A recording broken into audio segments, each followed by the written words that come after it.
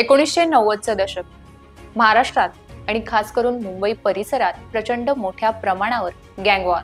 एक गुन्हा करून आरोपी आत जात नाही तोवर बेल मिळून दुसरा गुन्हा करण्यासाठी तो बाहेर।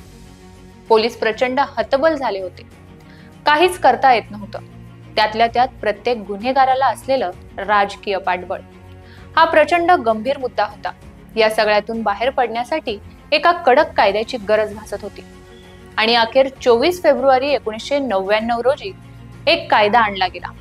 काय होता तो कायदा, नेमका कसा आहे हा कायदा आणि त्याची सध्या एवढी चर्चा का होतीये? चला या वेब एक्सप्लेनरच्या माध्यमातून जाणून घेऊया। नमस्कार, मी रेणुका पवार आणि तुम्ही पाहताय वृत्त मराठी। बीड मधल्या केज तालुक्यातील मस्साजोगचे सरपंच संतोष देशमुख यांची 9 डिसेंबरला क्रूर हत्या करण्यात आली होती। ही हत्या संघटित गुन्हेगारीतूनच झाली असल्याचा पोलिसांचा संशय आहे। त्या दृष्टीने तपास देखील सुरू आहे। तसेच केज कोर्टात देखील संघटित गुन्हेगारीचा उल्लेख केला आहे। राज्याचे मुख्यमंत्री देवेंद्र फडणवीस यांनी देशमुख खून प्रकरणातील आरोपींवर मोक्का लावण्याचं सूतोवाच केलं आहे। नागपूरमध्ये झालेल्या हिवाळी अधिवेशनात फडणवीसांनी तसा शब्द दिला होता। त्या दृष्टीने पोलिसांचा तपास सुरू आहे। संतोष देशमुखांच्या मारेकऱ्यांवर मोक्का लावण्याच्या हालचाली सध्या सुरू आहेत। आता नेमका काय आहे हा कायदा, चला जाणून घेऊया। साधारण 17 पानांचा आणि 30 कलमांचा हा कायदा। मोक्का म्हणजे Maharashtra control of organised crime act, म्हणजेच महाराष्ट्र संघटित गुन्हेगारी प्रतिबंधक कायदा। 24 फेब्रुवारी 1999 रोजी तत्कालीन गृहमंत्री गोपीनाथ मुंडे यांनी अध्यादेश मांडून हा कायदा पास करून घेतला होता। महाराष्ट्रात टाडा या कायद्याऐवजी हा कायदा लागू करण्यात आला। महाराष्ट्रापुरताच तो मर्यादित असला तरी दिल्ली, उत्तर प्रदेश आणि बिहार पोलिसांनी यापूर्वीही संघटित गुन्हेगारी प्रकरणात हा कायदा लागू केला आहे। या कायद्यानुसार सुपारी देणे, खून करणे, खंडणी मागणे, अंमली पदार्थांची तस्करी करणे, हप्ता वसुली, खंडणीसाठी अपहरण असे संघटित गुन्हे करणाऱ्या टोळ्यांवर मोक्का लावला जातो। मोक्का लावण्यासाठी 2 किंवा त्यापेक्षा अधिक लोकांची टोळी असावी लागते। त्या टोळीतील एकट्याने किंवा एकत्रितपणे टोळीच्या फायद्यासाठी गुन्हा केलेला असावा।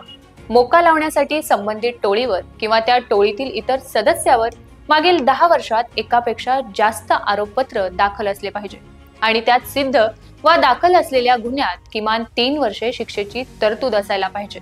त्याचबरोबर आर्थिक किंवा इतर कोणत्याही फायद्यासाठी समाजात हिंसेचा वापर त्या टोळीने केलेला असावा। मोक्का लावताना भारतीय न्याय संहितेच्या कलमानुसार दाखल झालेल्या कलमांखालीच मोक्का लावला जातो। तसेच भारतीय न्याय संहितेच्या लावलेल्या कलमांखाली जेवढी शिक्षा असेल तीच शिक्षा मोक्काच्या कलम 3 उपकलम 1 नुसार देता येते। यामध्ये शिक्षा ही कमीत कमी 5 वर्षे ते अगदी जन्मठेपेपर्यंत देखील असू शकते। त्याचबरोबर कमीत कमी आर्थिक दंड हा 5 लाखांपर्यंतचा असू शकतो। टोळीने जमा केलेली बेकायदा संपत्ती ज्याच्या नावे असेल त्याला देखील 3 ते 10 वर्षे शिक्षा व 1 लाख रुपये दंडाची तरतूद आहे। मोक्काची कारवाई केलेला खटला हा मोक्काच्याच विशेष कोर्टात चालवला जातो। हे एक स्थायी कोर्ट आहे। आता मोक्का लावण्याची प्रक्रिया समजून घेऊया। एखाद्या परिस्थितीत गुन्ह्याचा तपास करणाऱ्या अधिकाऱ्यास असे वाटले की FIR मध्ये दाखल कलमाखाली आरोपींवर नियंत्रण ठेवणे अशक्य आहे, त्यावेळी तो तपास अधिकारी गुन्हेगारी टोळीचा अहवाल तयार करून मोक्का लावण्यासाठीचा प्रस्ताव तयार करतो। परवानगीचा अर्ज मोक्का कायदा कलम 23 च्या उपकलम 1 नुसार पोलीस महानिरीक्षक दर्जाच्या अधिकाऱ्याकडे पाठवला जातो। त्या अर्जासोबत आरोपींचे किंवा टोळीचे मागील 10 वर्षाच्या गुन्ह्याचा तपशील दिलेला असतो। त्या अहवालाचा अभ्यास करून मोक्का लावण्यास पोलीस महानिरीक्षकांकडून मंजुरी येते। मोक्काचा तपास करण्याची जबाबदारी शहरी भागामध्ये सहाय्यक पोलीस आयुक्त व ग्रामीण भागात पोलीस उपअधीक्षक यांच्याकडे असते। तपास पूर्ण करून पोलीस महानिरीक्षक दर्जाच्या अधिकाऱ्याकडे अहवाल पाठवून आरोपपत्र दाखल करण्यासाठी परवानगी मागितली जाते। त्यास मंजुरी दिल्यानंतर मोक्का अंतर्गत टोळीवर किंवा त्या आरोपीवर आरोपपत्र दाखल केले जाते। मोक्का कायद्यातील कलम 21 च्या उपकलम 3 नुसार आरोपीला अटकपूर्व जामीन मिळवता येत नाही। मोक्का कायद्याअंतर्गत पोलिसांना आरोपपत्र सादर करण्यासाठी 6 महिन्यांची मुदत वाढवून मिळते। तोपर्यंत मोक्का अंतर्गत आरोपींना जामीन मंजूर होत नाही।